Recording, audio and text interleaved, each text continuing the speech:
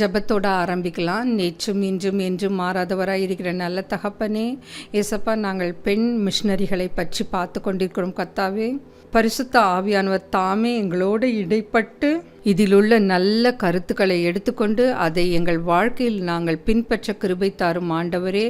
அனைத்தையும் உம்முடைய பாதப்படியிலே வைக்கிறேன். இயேசு மூலம் ஜெபம் கேளும் பிதாவே, ஆமேன். நம்ம இன்றைக்கி பார்க்க போகிறது ஃபேனி கிராஸ்பி. இவங்க ஒரு கண் பார்வை அற்றவர். She was blind but not bound. 2 கொரிந்தியர் 12வது அதிகாரம் 9வது வசனம். என் கிருபை உனக்கு போதும், பலவீனத்திலே என் பலம் பூரணமாய் விளங்கும் என்றார். ஆகையால் கிறிஸ்துவின் வல்லமை என்மேல் தங்கும்படி என் பலவீனங்களை குறித்து நான் மிகவும் சந்தோஷமாய் மேன்மை பாராட்டுவேன். ஸோ இவங்களுக்கு என்ன பலவீனம்னு பார்த்தீங்கன்னா, இவங்க கண் பார்வை அற்றவர்களாக காணப்பட்டார்கள். நீங்கள் பார்த்தீங்கன்னா, எப்பவுமே நம்மளுக்கு ஒரு பொருள் இல்லைன்னா நம்ம ஆசை அது மேலே தான் வரும். ஒரு சிறுவன் என்ன பண்ணுறான், அவனுக்கு ஒரு செருப்பு இல்லை, காலுக்கு ஜோடி செருப்பு இல்லைன்னு அழறான். அதே இன்னொருத்தர் பார்த்திங்கன்னா, தனது 2 கால்களையும் இழந்து தவிக்கின்றான். அப்போது அந்த சிறுவன் அதை பார்க்கும் பொழுது அப்போ தான் அவனுக்கு ஐயோ, அவனுக்கு காலே இல்லை, நம்மளுக்கு போட்டுக்க செருப்பு இல்லைன்னு தான் நம்ம அழறோம் அப்படின்னு அப்போ தான் நம்ம அவர்கள் மேல் நம்மளுக்கு ஒரு பரிதாபம் வருகிறது. இதே மாதிரி தான் நிறைய நேரங்களில் நாம் எல்லா சுகங்களும் கர்த்தரிடத்திலிருந்து பெற்றுக்கொண்டு, ஆனால் அவருக்காக நாம் சத்தியத்தை சொல்லவோ இல்லை நற்செய்தி அறிவிக்கவோ நாம் தயங்குகிறோம். ஆனால் உடல் ஊனமுற்றவர்கள் அதை தைரியமாக திறமையாக செய்கின்றார்கள். இந்த ஃபேனி கிராஸ்பியோட இயற்பெயர் பார்த்திங்கனாக்கா ஃப்ரான்சிஸ் ஜெயின் கிராஸ்பி. ஆனால் அவங்கள ஃபேனி கிராஸ்பின் என்று அழைக்கிறார்கள். இவங்க பார்த்திங்கன்னா கடினமான தடைகளையும் மீறி ஒரு புகழின் வெற்றியின் உச்சிக்கே சென்ற பெண்களில் இவரும் ஒருவர். அதுக்கப்புறமா இவர் மிகவும் பிரபலமாக திகழ்ந்தார். ஏன்னா அவரோட எண்ணமெல்லாம் எதை முற்றிலுமாக சார்ந்திருந்ததுன்னா, மேலோக அழகும் தெய்வீக பொருளோடும் கொண்ட கவிதை. அந்த கவிதையை யாரெல்லாம் படித்தார்களோ அவர்கள் கண்களில் கண்ணீர் வந்தன. அதுக்கப்புறமா கிறிஸ்துவத்தில் பார்த்திங்கன்னா அந்த ஞான பாடல்னு ஒன்று இருக்கும். அதில் ஆசிரியர்களில் தலைசிறந்த ஆசிரியர்களில் இவரும் ஒருவர். இவர் 1820ஆம் ஆண்டு மார்ச் 24ஆம் தேதி நியூயார்க் நகரத்தில் தென்கிழக்கு பகுதியில் பிறந்தார். அதுக்கப்புறமா இவர் சிறு வயதிலே எப்படின்னாக்கா, ஒரு போலி மருத்துவரின் பெருந்தவறால் பார்வையற்றவராக இவர் ஃபேனி தன் வாழ்நாள் முழுவதும் கஷ்டப்பட்டார். அதுக்கப்புறம் இவர் என்ன பண்ணுறாருன்னா, டாக்டர் வேலண்டைன் மாட்கன் அவங்கக்கிட்ட போய் மறுபடியும் பரிசோதனை பண்ணி பார்க்குறாங்க. அவர் ஒரு கண் மருத்துவர். ஸோ அவர் பார்வை இழந்து விட்டார் என்பது உறுதி செய்யப்படுகிறது. இந்த அங்கவீன குறைபாடுகள் அவருக்கு இருந்த போதிலும் 8வது வயதில் முதல் கவிதை எழுத ஆரம்பித்தார். நம்மளுக்கெல்லாம் பார்வை தெரியலன்னு வச்சுங்களேன். இப்போ ஒரு இமேஜின் பண்ணி பாருங்கள். நம்ம என்ன பண்ணுவோம், நம்மளுக்கு இருக்கிற இந்த குறையை நினச்சி நம்ம அழுவோம், துக்கப்படுவோம். அதுக்கப்புறமா எல்லாரிடத்துலையும் சொல்லுவோம். ஆனால் இந்த சின்ன பெண்மணி 8வது வயதிலேயே முதல் கவிதையை எழுத ஆரம்பித்தார். அதுக்கப்புறமா ஃபேனி ஓ எத்தனை மகிழ்ச்சியான ஆன்மான் நான், இப்பூவுலகில் நான் மன நிறைவுள்ளவளாக இருக்க தீர்மானித்து விட்டால் பிறர் அனுபவிக்க முடியாத எத்தனையோ ஆசீர்வாதங்களை நான் அனுபவிக்கிறேன். நான் பார்வையற்றவர்களாய் இருக்கும் காரணத்திற்காக கதறுவதும் விம்முவதும் என்னால் முடியாது. நான் அப்படி செய்ய மாட்டேன். எவ்வளோ பெரிய ஸ்டேட்மெண்ட்டில் இது. நான் பார்வையற்றவளாய் இருந்தாலும் கதற மாட்டேன், விம்ம மாட்டேன், நான் அப்படி எதுவுமே செய்ய மாட்டேன் அப்படின்றாங்க. ஆனால் இப்போ யோசித்து பாருங்கள், நம்ம வாழ்க்கையில் ஏதாவது நம்ம நினச்ச மாதிரி காரியம் நடக்கலை, இல்லை ஏதோ ஒரு தவறு நடக்குது, ஒரு விபரீதம் நடக்குதுன்னா முதல்ல என்ன பண்ணுவோம்னா மற்றவங்க மேலே குறை சொல்ல ஆரம்பிச்சிடுவோம். அந்த நடந்த தப்புக்கு நம்ம பழியை ஏற்றுக்கவே மாட்டோம். இல்லைன்னா ஒரு தப்பான முடிவு அப்படின்னா இயற்கைக்கு அப்பாற்பட்ட ஒரு முடிவை தேர்ந்தெடுப்போம். இதெல்லாம் எவ்வளவு தவறு இல்லை. இந்த மிஷினரிகளை பார்க்கும் பொழுது அவங்க செய்யாத தவறு கூட அவங்க மன்னிப்பு கேட்டதாக தான் சரித்திரம் சொல்கிறது. அதுக்கப்புறம் பார்த்திங்கன்னா அவள் எழுதிய முதல் கவிதை இதுதான். ஃபேனியின் தகப்பனார் இறந்த பிறகு அவரது தாயார் குடும்பத்தை காப்பாற்ற வேண்டியதாக இருந்தது. ஃபேனியின் பாட்டி தான் அவரது வாழ்வில் ஒரு பெரும் தாக்கத்தை ஏற்படுத்துகிறார். ஏன்னா ஒவ்வொருவருடைய வாழ்க்கையிலும் மிஷினரிகள் எடுத்து பார்த்தா யாராவது ஒருத்தர் ஒரு பெரிய தாக்கத்தை ஏற்படுத்துவார்கள். ஃபேனியோட வாழ்க்கையில் ஒரு பெரிய தாக்கத்தை ஏற்படுத்தியது யாருன்னா அவர்களோட பாட்டி தான். அதுக்கப்புறம் பார்த்திங்கன்னா அவரது உதவியுடன் ஃபேனி இயற்கையை பற்றியும் பரலோகத்தை குறித்தும் அதிகமாக கற்றுக்கொண்டதோடு எண்ணற்ற வேத வசனங்களையும் மனப்பாடம் செய்தார். அவங்க ஒரு பார்வையற்றவராக இருந்த போதிலும் வேத வசனங்களை மனப்பாடம் செய்தார். கர்த்தர் நம்மளுக்கு அருமையான 2 விழிகளை கொடுத்துருக்காரு, பார்க்கக்கூடிய அந்த திறன் இருக்கிறது. ஆனால் நம்ம எத்தனை பேர் பைபிள் வசனங்களை மனப்பாடம் செய்கிறோம் சொல்லுங்கள்? நம்ம செய்கிறதே இல்லை. மற்ற பாடல்களெல்லாம் இப்போ வர ஜென்ரேஷன் பார்த்திங்கன்னா மற்ற பாடல்கள்லாம் அவ்வளோ அழகாக பாடுவாங்க. ஆனால் அவர்கள் வேதத்தை வாசிக்கின்றார்களா இல்லை வேத வசனத்தை மனப்பாடம் செய்கின்றார்களா என்பது ஒரு கேள்விக்குறியாக இருக்கிறது. அதுக்கப்புறமா அந்த ஞான பாடல்கள் தான் அவர்களுக்கு அகத்தூண்டுதல், கருப்பொருள்கள், பாடல் வார்த்தைகளை ஆகியவற்றை பெற்றுக்கொண்டார். அதுக்கப்புறமா பார்வையற்ற ஃபேனிக்கு அவங்க பாட்டி தான் ஒரு கண்ணாக இருந்து எல்லாவற்றிலும் முன்னேற வெற்றியின் உச்சத்தை தொட அவர்களுக்கு உறுதுணையாக இருந்தார். அதுக்கப்புறமா அவர் ஃபேனியிடம் மேகங்களோட திரட்சியை குறித்தும் அது தங்களது உருவத்தையும் வடிவத்தையும் எவ்விதமாக மாற்றிக்கொண்டிருக்கின்றன என்பதை பற்றியும் பேசினார்.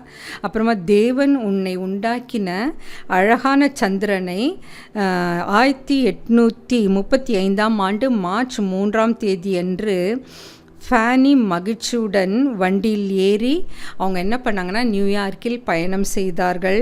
அங்கே பார்வையற்றோர் பள்ளியில் 12 ஆண்டுகள் மாணவியாகவும் 11 ஆண்டுகள் ஆசிரியராகவும் மொத்தம் 23 ஆண்டுகள் அவர் செலவிட்டார். தனது குழந்தை பருவத்தில் பார்த்திங்கன்னா கவிதை எழுதும் ஆர்வம் அவருக்குள்ளே இருந்தது. அவரது தோழிகள் மற்றும் ஆசிரியர்கள் அவரை ஊக்குவிக்கவில்லை. ஆனால் முன்பின் தெரியாத அந்நியர் பலர் அவரை ஊக்குவித்தனர். நம்ம வாழ்க்கையில் பாருங்களேன், நிறைய காரியங்கள் நம்ம கூட இருக்கிறவங்க அப்ரிஷியேட் பண்ணவே மாட்டாங்க. ஆனால் நம்மளுக்கு யாருன்னே தெரியாது. அவங்க நீங்கள் நல்லா பாடுறீங்க, நீங்கள் நல்லா மெசேஜ் தரீங்க, நீங்கள் நல்லா ஓவியம் வரைகிறீங்க அப்படின்னு சொல்கிறத நம்ம கேள்விப்பட்டிருக்கோம். அதே மாதிரி தான் இவங்க வாழ்க்கையிலையும் நடந்தது. அதுக்கப்புறம் ஒரு நாள் வில்லியம் கல்வென் பிரையண்ட் என்பவர் ஃபேனியின் பள்ளிக்கு வந்தாங்க. அவரது கவிதைகள் சிலவற்றை அவர் வாசித்தார்கள். அது வாசித்ததோடு மட்டும் இல்லாமல் அவர்களை ஊக்குவித்தார்கள். ஒரு முறை ஒரு மருத்துவர் இவர்கள் பள்ளிக்கு வந்தாங்க. அவங்க கண் பார்வையற்ற மாணவர்களின் தலைகளை பரிசோதித்தார். அப்பொழுது ஃபேனியிடம் வந்தபோது அவர் என்ன சொன்னார்னா, அவர் பாடல் எழுதும் புலமை உள்ளவர் என்றும் ஒரு நாள் நீங்கள் இந்த வாலிப பெண்ணின் பாடல்களை கேட்பீர்கள் என்றும் கூறினார். ஸோ அவருக்கு அந்த பாடல் கவிதை எழுதும் திறமை இருக்கிறத அவர் கண்டறிந்து ஒரு நாள் நீங்கள் இவர் எழுதுகின்ற அந்த பாடல்களை கவிதைகளை நீங்கள் கேட்பீர்கள் என்று அவர் கூறியிருக்கிறாரு. அந்த நேரத்திலிருந்து அவரிடம் இருந்த புலமை ஆற்றல் அவருக்கு அவர் அறியாமலேயே அது பெருக்கெடுத்து ஓடத் தொடங்கியது. பல காலமாக ஞான பாடல்கள் எழுதுவது தன் வாழ்வின் பணி என்று அவர் உணர்ந்திருந்தார். அதுக்கப்புறமா அவர் சொன்ன வார்த்தைகள் வார்த்தைகளை ஃபேனிக்கு வந்து மிகவும் பெரும் மகிழ்ச்சி அளித்தது. ஏன்னா அவங்களுக்கு வந்து பார்வை கிடையாது. அப்போ வந்து நீங்கள் நல்ல கவிதை எழுதுறீங்க, இதனால் நீங்கள் வந்து பெரும் புகழ் அடைவீர்கள், இதை நிறைய பேர் வாசிப்பாங்க அப்படின்னு சொல்கிறப்போ அது அவங்களுக்கு எவ்வளோ ஒரு சந்தோஷமான ஒரு நிகழ்வாக இருந்தது. அதுக்கப்புறம் வந்து அந்த மருத்துவரின் வார்த்தைகளால் ஃபேனி வந்து அதிகமாக உற்சாக அடைந்தாள். அதுக்கப்புறமா நியூயார்க்கில் பார்வையற்ற பள்ளியில் ஃபேனி இருந்த நாட்களில் அங்கே வந்து குரோவர் கிளீவ்லேண்ட் என்பவர் உயர் கண்காணிப்பாளராக இருந்தார். அவர் ஃபேனி 16 வயதுடையராக இருந்தபொழுது அவர் என்ன செய்தார்னா கவிதைகள் எல்லாம் நகல் எழுதி கொடுத்து அவர் வந்து உதவி பண்ணியிருக்காரு. அதுக்கப்புறமா பின் நாட்களில் இவர் என்ன பண்ணாருன்னா அமெரிக்க ஐக்கிய நாடுகளின் அதிபரான போது ஃபேனி அதிகமாய் மகிழ்ச்சி அடைந்தார். அதுக்கப்புறமா ஃபேனியோட 23வது வயதில் அவர் பள்ளியிலிருந்து ஒரு குழு அமெரிக்க சட்டசபைக்கு அனுப்பப்பட்ட போது அவர் குடியரசு காங்கிரஸின் பார்வையற்ற ஒரு விருந்தினர் ஆனார். அதுக்கப்புறமா காங்கிரஸுக்கு புகழாரமாக ஃபேனி இயற்றிய வாசித்த கவிதையையும் ஆண்டவராகிய இயேசு கிறிஸ்துவுக்கு புகழ் மாலையாக திட நம்பிக்கையுடன் அவர் எழுதி வாசித்த கவிதைகளும் அந்த சபையில் அமர்ந்த யாரெல்லாம் அவர் எழுதிய அந்த கவிதையை கேட்டாங்களோ அவர்கள் எல்லோரும் அவரை பாராட்டினார்கள். அதுக்கப்புறமா அதை வாசிக்கும் பொழுது அங்கு இருந்தவங்க எல்லாருடைய கண்கள்லையும் கண்ணீர் வழிந்தோட செய்தன. அது முதல் ஜார்ஜ் வாஷிங்டனை தவிர மற்ற அனைத்து அமெரிக்க அதிபர்கள் அறியவும் பலரோடு இனிய நட்புறவும் கொள்ள ஃபேனிக்கு வாய்ப்பு கிடைத்தது. ஏன்னா அவங்க ஒரு காங்கிரஸில் போய் கவிதை சொல்கிறாங்க, அது அவங்களுக்கு ஒரு பெரும் புகழை தேடி தந்திருக்கிறது, பலரோட நட்பு கிடைத்திருக்கிறது. அதுக்கப்புறம் நம்ம பாருங்கள், தனக்கு தெரிந்த ஆட்கள் இல்லைனாலும் மற்றவர்கள் மூலம் அவர்களுக்கு உதவி கிடைக்கின்றது. நான் ஒரு சம்பவம் நடந்தது சொல்கிறேன். ஒரு நாள் வந்து யூபிஎஸ் வந்து திடீர்னு சத்தம் வந்தது. அப்போ நான் என்ன பண்ணேன், அன்றைக்கி வந்து நான் துவைச்சிட்டு இருந்ததுனால என் ட்ரெஸ்ஸு என் கை காலெல்லாம் ஈரமாக இருந்தது. ஸோ என் கூட வந்து என்னோட 2 பேர் இருந்தாங்க உறவுகள். அப்போ வந்து நான் என்ன பண்ணேன்னாக்கா, ஐயோ ஈரமாக இருக்கே, போய் சுவிட்ச் ஆஃப் பண்ணிவிட்டு அந்த ப்ளக்கை டிஸ்கனெக்ட் பண்ணுறப்போ யோசித்தேன் கொஞ்சம். ஆனாலும் நான் டிஸ்கனெக்ட் பண்ணேன். அப்போ கூட இருந்தவங்க வந்து இருங்க நாங்கள் செய்கிறோம் அப்படின்னு ஃபஸ்ட்டு வந்து என் உதவ முன் வரலை. ஆனால் அதுக்கப்புறம் வந்து அவங்க தான் எல்லாமே செஞ்சாங்க. ஆனால் ஏன் அந்த சரி ஈரமாக இருக்குதுன்னு நான் சொல்கிறேன், பட் ஏன் அவங்களுக்கு வந்து ஐயோ உடனே வேண்டாம் இவங்கள செய்ய வேண்டாம் நம்ம எல்லாத்தையும் எடுத்து செய்யலாம் அப்படின்னு ஏன் அவங்களுக்கு தோணலைன்றது வந்து எனக்கு ரொம்ப ஆச்சரியமாக இருந்தது. அப்போ தான் யோசித்தேன், ஒருவேளை நம்மளை சார்ந்தவர்களாக இருந்திருந்தா அவங்களுக்கு வந்து அந்த கன்சர்ன் இருந்திருக்கும், அந்த கேர் இருந்திருக்கும்னு அப்போ தான் யோசித்தேன். ஆனால் இந்த மிஷினரிகள் யாருன்னே தெரியாது, அந்த ஒருத்தருக்கு போய் உதவி செய்கிறாங்கன்னா அவங்க சொந்த ஊரும் கிடையாது, இவங்க வந்து வாஷிங்டன்லேருந்து வர்றாங்க, வந்து எல்லா மிஷினரி பணிகளையும் செய்கிறாங்க, அதுவும் பார்வையற்றவர். யோசித்து பாருங்கள், அப்போ எந்த அளவுக்கு அவங்க டெடிக்கேட்டடாக அந்த வேலையை செஞ்சுருப்பாங்க. அதுக்கப்புறமா 1844 பார்வையற்ற பெண் மற்றும் அவளின் கவிதைகள் என்ற தலைப்பில் அவரது கவிதைகளின் முதல் வெளியீடு வெளிவந்தது. A blind girl and other poems, பார்வையற்ற பெண் மற்றும் அவளின் கவிதைகள். 1849 மாண்டரி அண்ட் அதர் பொயம்ஸ் என்ற நூல் வெளிவந்தது. 1858 கொலம்பியாவின் மலர் செண்டு என்ற ஒரு கவிதை வெளியிடப்பட்டது. 1853 முதல் 1858 வரை அவர் வந்து பல பாடல்களை எழுதினார். அவற்றிற்கு ஜார்ஜ் எஃப் ரூட் என்பவர் இசையமைத்தார். புல்வெளியில் மலரான ரோஸ்லின், அதுக்கப்புறமா ஹெசல் டெல் மற்றும் காற்றில் வரும் நாதம் ஆகிய பாடல்கள் மிகவும் புகழ்பெற்றன. தனது 20வது வயதில் இசையில் ஆர்வமிக்க பார்வையற்ற மாணவரான அலெக்சாண்டர் வேன் என்பவரை ஃபேனி நேசித்தார். அவரும் ஒரு ஆசிரியரானார். அவர்களது நட்பு 15 வருடங்கள் நீடித்தது. இறுதியில் ஃபேனியின் 37வது வயதில் அவரை திருமணம் செய்து கொண்டார். அவர்களது மனவாழ்வு ஒரு மகிழ்ச்சியான வாழ்வாய் இருந்தாலும் அவர்களது ஒரே குழந்தை பிறந்தவுடனே விரைவில் மரித்துவிட்டது. இயேசுவின் கைகள் காக்க என்ற புகழ்பெற்ற பாடல் எழுதுவதற்கான உள்ளத்தில் ஒரு உந்துதல் ஏற்பட்டது. ஒருவேளை அந்த உந்துதல் அவருடைய குழந்தை மறந்ததற்காக அந்த உந்துதல் ஏற்பட்டிருக்கலாம்.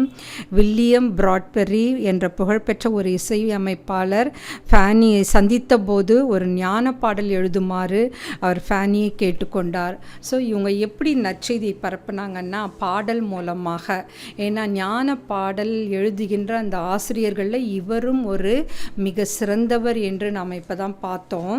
அதுக்கப்புறமா இயேசுவின் கைகள் காக்க என்ற புகழ்பெற்ற பாடலை எழுதுனாங்கன்னு பார்த்தோம். அதுக்கப்புறமா 1864 ஃபேனி ஆயிரக்கணக்கான ஞான பாடல்களை இயற்ற தொடங்கினார். அவரது 8000 பாடல்களுக்கு இசையமைக்கப்பட்டது. 10 கோடி பிரதிகளுக்கும் அதிகமாக அவரது பாடல்கள் அச்சிடப்பட்டன. ஃபேனி 200 புனை பெயர்களை பயன்படுத்தினார். ஒரு நாளில் 7 ஞான பாடல்களை இயற்றினார். எவ்வளோ பெரிய விஷயம் இல்லை? நம்ம ஒரு நாளில் ஒரு பாடலை பாடுறதுக்கே அதை பற்றி கேட்கறதுக்கு கூட நம்ம யோசிக்கிறோம். இவங்க பாருங்கள், ஞான பாடல்கள் எத்தனை, ஒரு நாளைக்கு 7 எழுதியிருக்காங்க. பல இசையமைப்பாளர்கள் அவருடைய பாடலுக்கு இசையமைத்தார்கள்.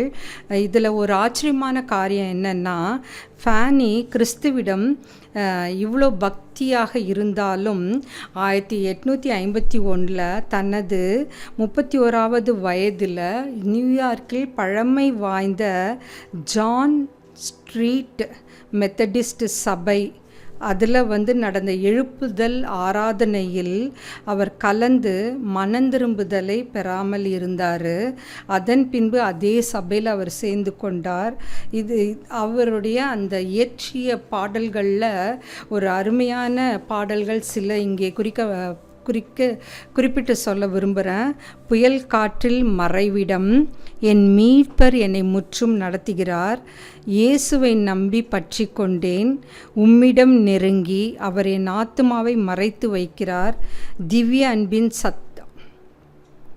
சத்தத்தை இரட்சகர் கல்வாரி இயேசுவே கல்வாரியில் என்னை வைத்து கொள்ளும், அதுக்கப்புறமா கெட்டோனை ரட்சியும் போன்றவை. அதுக்கப்புறமா இதெல்லாம் அவர் எழுதிய பாடல்களோட வரிகள். அதுக்கப்புறமா இயேசுவின் கைகள் காக்க என்ற பாடலே ஃபேனி இயற்றிய ஞான பாடல்களை மிகவும் தலை சிறந்தது என்று கருதப்படுகிறது. அதுக்கப்புறமா 19வது வயதில் இருந்ததை காட்டிலும் 90வது வயதில் தான் பரிசுத்த வேதாகமத்தின் மீதும் அதன் பரிசுத்த சத்தியங்களின் மீதும் அவருக்கு அந்த நேசம் அதிகமாக வலுவுள்ளதாக தோன்றியது. அப்புறமா அவர் என்ன சொல்கிறன்னா, இது ஒரு விலையேற பெற்றதாகவும் இருக்கிறது என்று தன்னுடைய 90வது வயதில் கூறியிருக்கிறாரு. அதுக்கப்புறமா தனது மனநிலை, விருப்பம் மற்றும் நாவு ஆகியவற்றை காத்து கொண்டார். அதுவே அவருடைய நீண்ட ஆயுளுக்கான ரகசியம். இது ரொம்ப ஆச்சரியம். தன்னுடைய மனநிலை, விருப்பம், நாவு. மனநிலை யோசித்து பாருங்களேன். நம்ம வாழ்க்கையில் நம்மளுக்கு ஏதாவது நம்மளுக்கு விரோதமாக நம்மளுக்கு விருப்பம் இல்லாமல் நடந்தால் நம்மளுடைய மனநிலை பாதிக்கப்படுகிறது. ஆனால் அந்த 90வது வயதில் கூட அவங்க மனநிலையை கண்ட்ரோலாக வச்சுருக்காங்க. விருப்பம் அது ரொம்ப முக்கியம். நம்ம விரும்புகிறோன்றதுக்காக எல்லா காரியத்தையும் செய்ய முடியாது, செய்யவும் கூடாது. அதுக்கப்புறமா நாவு, இதுதான் ரொம்ப முக்கியம். நம்ம வேதத்தில் படிக்கிறோம். ஏன்னா நாவில் தான் நம்மளுடைய அந்த இப்போ ஒரு இடத்துக்கு போனாக்கா அந்த இடத்துல நம்ம என்ன பேசணும், எப்படி பேசணும், அந்த நாவின் அதிகாரம் ரொம்ப முக்கியம். நம்ம வந்து எல்லா இடத்துலையும் நம்ம நினச்சதெல்லாம் பேசிட முடியாது. சில நேரங்களில் நம்ம பேசுகிறோம், அதுக்கப்புறம் தான் அது வந்து எவ்வளவு அந்த இடத்துல பேச வேண்டியது அதற்கு தகுதியற்றது என்பது நம்ம பார்க்குறோம். ஒரு சிலர்லாம் பார்த்திங்கன்னா நம்மக்கிட்ட ஒன்று பேசுவாங்க, அதே ஆட்கள் இன்னொருத்தர்கிட்ட வேறு மாதிரி பேசுவாங்க, மாற்றி மாற்றி பேசுவாங்க. அப்போது அந்த நாவு வந்து நல்லதும் செய்யுது கெட்டதும் செய்யுது இல்லை. அப்போ நம்ம அதை உபயோகிக்கும் பொழுது எவ்வளவு கேர்ஃபுல்லாக இருக்கணுன்றது ரொம்ப முக்கியம். இந்த 90வது வயதில் அவங்க வந்து நீண்ட ஆயுளுக்கான ரகசியம் என்ன என்று கேட்டபொழுது தனது மனநிலை, விருப்பம், நாவு, இதை 3த்தையும் நான் காத்து கொண்டேன். ஸோ இவங்கக்கிட்டேருந்து நம்ம இதை தான் கற்றுக்கணும். நம்மளுடைய மனநிலை, நம்மளுடைய விருப்பம், நம்ம என்ன பேசுகிறோம், நாவை அடக்கி ஆள வேண்டும். இதெல்லாம் தான் ரொம்ப முக்கியம். என்னிடம் உங்கள் பரிதாப உணர்ச்சியை காட்டாதீர்கள். இவ்வுலகில் உயிர் வாழ்பவர்களுக்குள் நான் தான் மிக மகிழ்ச்சியான நபர் என அவர் கூறுவதுண்டாம். யோசித்து பாருங்கள், எப்போவுமே இந்த ஃபிசிக்கலி சேலஞ்சுடு, அதுக்கப்புறமா ஏதாவது ஒரு குறைபாடுகள் இருக்கவங்க சொல்லுவாங்க, அடிக்கடி நான் கேட்டிருக்கேன், என்னை வந்து பரிதாபமாலாம் பார்க்காதீங்க அப்படின்லாம் சொல்லுவாங்க. அது எவ்வளோ உண்மை இல்லை? அவங்க என்ன சொல்கிறாங்க, இந்த உலகத்தில் இருக்கிறவங்களே நான் தான் மகிழ்ச்சியான ஆள் என்று சொல்கிறாங்க. ஆனால் நம்மளுக்கு எல்லா உறுப்புகளும் நன்றாக உள்ளது, எல்லாமே நம்மளுக்கு கடவுள் ஆசீர்வதித்து வச்சுருக்காரு. ஆனால் நம்மளால் வந்து இந்த உலகத்திலே நான் தான் மகிழ்ச்சியான ஆள் என்று கூற முடிகிறதா? அதை நாமளே பரிசோதித்து பார்க்க வேண்டும். ஏன்னா வாரம் வாரம் ஒரு பெண் மிஷினரிகளை பற்றி பார்க்குறோம். அவங்கக்கிட்ட இருந்து என்ன நம்ம நல்ல கருத்தை நம்ம கற்றுக்குறோம். ஃபேனி வந்து தன்னுடைய மரணம் வரை, அந்த இறுதி நாட்கள் வரை மிகவும் சுறுசுறுப்பாக செயல்பட்டார். அதுக்கப்புறம் திருமதி பூத் என்ற பெண்மணியோட ஃப்ரிட்ஜ்போர்ட் என்ற இடத்துல தனது இறுதி நாட்களை செலவிட்டார். திருமதி பூத்து தான் அவரை பராமரித்து வந்தார். அவரோட கடைசி இரவு பார்த்திங்கன்னா நண்பர் ஒருவருக்கு ஆறுதலான கடிதம் ஒன்றை அவர் சொல்ல மற்றொரு எழுதினார்கள். நம்ம யோசிச்சு பாருங்கள், இறுதி நாள்னு நம்மளுக்கு இன்றைக்கி தெரியுதுன்னு வச்சுங்களேன். அப்போ யாருக்காவது நம்மளே கஷ்டப்பட்டுட்ருப்போம், அப்போ யாருக்காவது ஆறுதலாக உட்காந்து கடிதம் எழுதுவோமா? இதெல்லாம் நம்ம கற்றுக்க வேண்டிய ஒரு நல்ல பண்பு. அந்த நேரத்தில் கூட தன்னுடைய மரண தருவாயில் கூட ஒரு நண்பருக்கு ஒரு ஆறுதலான கடிதம் எழுதினார். அதை படிக்கும்பொழுது அவங்களுக்கு எவ்வளோ ஆறுதலாக இருந்திருக்கும்ல.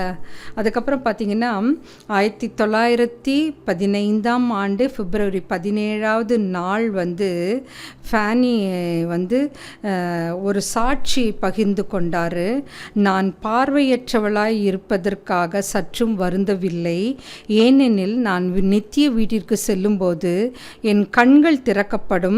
அப்பொழுது என் கண்களால் முதலில் என் இரட்சகரை, அதாவது கர்த்தராகிய இயேசு கிறிஸ்துவை காண்பேன். இது எவ்வளோ பெரிய சாட்சி பாருங்களேன். நம்ம கூட நம்மளுக்கு ஏதாவது ஒரு குறை இருந்தால் நம்ம அப்படி சொல்லுவோம்மா, எனக்கு இது இல்லைன்னு கவலை கிடையாதுன்னு சொல்ல மாட்டோம். ஆனால் இவங்க சொல்கிறாங்க, எனக்கு கண் இல்லைன்னு கவலை இல்லை, ஆனால் நான் பரலோக ராஜ்யத்துக்கு செல்லும் பொழுது என்னுடைய கண்கள் திறக்கப்படும். அப்போ முதல்ல நான் யாரை பார்ப்பேன்னா இயேசுவை பார்ப்பேன்னு சொல்கிறாங்க. அது எவ்வளோ பெரிய அற்புதமான வரிகள். அதுக்கப்புறமா 95வது பிறந்த நாளை கொண்டாடுவதற்கு சற்று முன்பாக அதிகாலை 3 மணி அளவில் அவர் கர்த்தரிடம் சென்று அடைந்தார். அதுக்கப்புறமா ஃபேனியோட வாழ்க்கை பார்த்திங்கன்னா எப்படி இருந்ததுன்னா தடைகள் நிறைந்ததாக காணப்பட்டது, கரடுமுரடாக இருந்தது. ஆனாலும் அவரிடத்தில் ஒரு அசைக்க முடியாத விசுவாசம், அன்பு, நீடிய பொறுமை. அவர் ஆயிரக்கணக்கான பாடல்களை எழுதினார். இந்த இடத்துல நம்ம என்ன பார்க்குறோன்னா, அவர் எப்படி ஊழியம் செய்தாருன்னா பாடல்கள் மூலமாக தேவனுக்கு சேவை செய்தார். அவர் வந்து நற்செய்தியை எப்படி பகிர்ந்து கொண்டார்னா பாடல்கள் மூலமாக. அவ்வளோ ஞான பாடல்கள் எழுதியிருக்காரு. அதில் சில வரிகளை கூட நம்ம பார்த்தோம். அதெல்லாம் எவ்வளோ மனசுக்கு ஆறுதலாக இருந்திருக்கும்ல. அப்போது நம்மளுக்கு ஒவ்வொருத்தரும் நீங்கள் யோசிச்சு பாருங்களேன், கர்த்தர் நம்மளுக்கு ஏதாவது ஒரு திறமையை கொடுத்துருப்பாரு. நல்லா பாடலாம், நல்லா வரையலாம், நல்லா மெசேஜ் கொடுக்கலாம், இல்லை நல்லா வந்து வீடெல்லாம் ஒரு சிலர் அழகாக சுத்தமாக வைப்பாங்க, இன்டீரியர் டெக்கரேஷன் ஏதோ ஒன்று ஏதாவது யோசித்து பார்த்தீங்கன்னா உங்களுக்குன்னு ஒரு தனிப்பட்ட திறமை இருக்கும். நம்ம வந்து உடை உடுத்துறதுலையோ இல்லை நகை அணிந்து கொள்வதிலையோ இல்லை நம்மளையே வந்து அழகு செய்து கொள்வதிலையோ யுனிக்காக இருக்கணும்னு நம்ம நினைக்கக்கூடாது. மற்றவங்களேருந்து நம்ம வேறுபட்டு தனித்தன்மையாக தனித்துவமாக தெரியணும்னு நம்ம எப்பவுமே நினைக்கவே கூடாது.